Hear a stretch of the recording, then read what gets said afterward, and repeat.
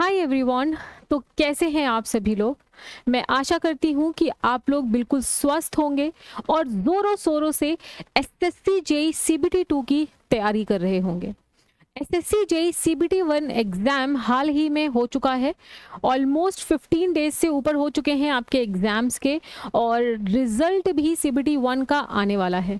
जो भी students expect कर रहे हैं सीबीटी 1 में सेलेक्ट हो जाएंगे, उन स्टूडेंट्स के लिए एंड ऑल्सो बाकी सारे स्टूडेंट्स जो कि एसएससी जेई में ज्वाइन करने का एक सपना देखते हैं, उन सारे स्टूडेंट्स जो कि मैकेनिकल इंजीनियर्स भी हैं।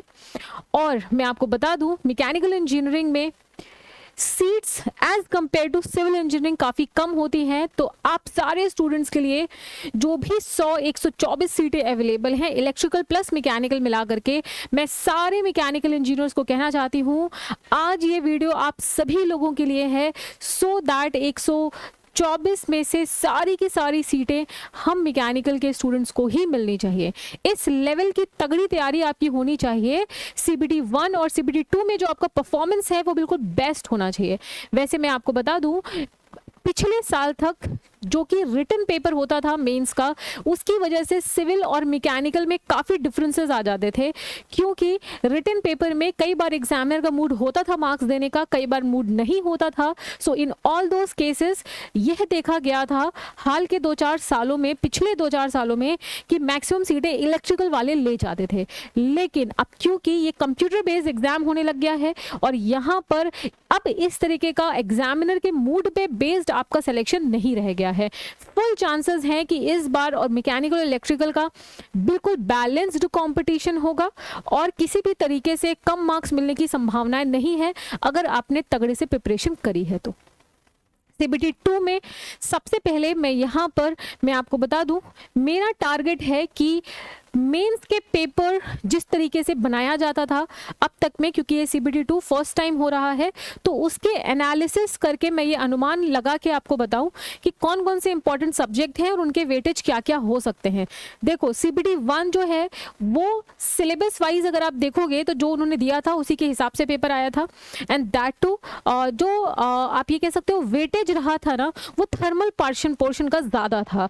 लगभग 60% 70% पेपर आपका थर्मल और डिज़ाइन पार्ट से, आई मीन एफएम वगैरह से आया था। बट सीबीटी 2 में ऐसा नहीं होगा, ये बात आप याद रखना, क्योंकि जब मेंस का पेपर भी बनता था पिछले साल तक, तो वहाँ पर जितने भी 6 सेक्शंस हैं ना, उन 6 सेक्शंस को इक्वली वेटेज दे करके पेपर बनाया जाता था। तो सीबीटी 2 में मैं यहाँ पर आपको इंपॉर्टेंट सब्जेक्ट्स और उनका वेटेज भी डिस्कस करूंगी, पर फटाफट से आ जाओ। मैं सबसे पहले यहाँ पे आपको सिलेबस दिखा देना चाहती हूँ कि सिलेबस क्या है। थोड़ा सा ब्राइटनेस में डिक्रीज कर देती हूँ। सिलेबस यार देखो, आपने पहले ही देख लिया होगा, बट फिर भी मैं यहाँ पर आपको एक बार सिलेबस दिखा देना चाहती हूँ कि भाई क्या सिलेबस है और उस सिलेबस के हिसाब से आप क्या कर सकते हो। ठीक है, देखो सबसे पहले यहाँ पे मैकेनिकल का जो सीबीटी 2 का सिलेबस दिया हुआ है, आप देखो यहाँ पे theory of machine and machine design का मेंशन्ड है।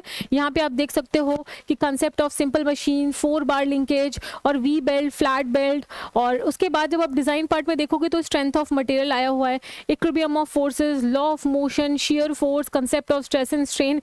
एक बार इस वीडियो को पॉज करके आप यहाँ पे सिलेबस देख सकते हो। देखो, मेरा मेन एम इस वीडियो में सिलेबस दिखाना नहीं है, मेरा मेन एम इस बात का अनुमान लगाना है कि सीबीटी 2 पेपर में मैकेनिकल वालों के लिए, अब देखो यार मैं बता देती हूँ, पूरी मार्केट में मैकेनिकल वालों के लिए काम करने के लिए कोई नहीं है। बट पीडब्ल्यू में अगर आप देखोगे तो जो भी फैकल्टी अवेलेबल है वो सिर्फ मैकेनिकल वालों के लिए ही काम कर रही है, ताकि जितनी भी सीटें अवेलेबल हैं, जैसा भी अवेलेबल, हम बेस्ट परफॉर्म और बेस्ट सिलेक्शन दे पाए आप लोगों के लिए। तो आज का वीडियो सिलेबस दिखाना नहीं है, बट फिर भी आपके सामने सिलेबस है। आप देखो थर्मल इंजीनियरिंग का ये पोर्शन दे के रखा है, आप खुद देखो थर्मल इंजीनियरिंग का सबसे ज्यादा बड़ा पोर्शन इन्होंने दिया है यहाँ पे। उसके बाद आप देखो थर्मल इंजीनियरिंग के अंदर ही वाला पार्ट आता है पावर प्लांट वगैरह या क्लासिफिकेशन ऑफ फ्लूइड वगैरह। फ्लूइड तो डिजाइन में आपका आ गया। उसके बाद देखो फ्लूइड स्टैटिक दिया हुआ है, प्रेशर, ये पूरा आपका सिलेबस दिया हुआ है। एक बार आप वीडियो को पॉज करके देखना चाहते हो तो देख लो। अगेन ये मेरा टारगेट नहीं है। यहाँ पे आप देखो प्रोडक्शन का भी काफी बैलेंस सिलेबस दिया हुआ है। वीडियो को पॉज करके आपको देखना है तो देख लो, बट मेरा यहाँ पे टारगेट ये नहीं है कि मैं आपको सिलेबस दिखाऊं। मेरा टारगेट है मैं आपको अनुमान लगा के बताऊं कि भाई क्या। देखो इस पीपीटी में मैंने यहाँ पर मेंस का एग्जाम जो होता था ना उसमें 6 सेक्शंस आया करते थे और उन 6 सेक्शंस के अंदर क्वेश्चंस हुआ करते थे, 4-4 क्वेश्चन आपको अटेम्प्ट करने हुआ करते थे।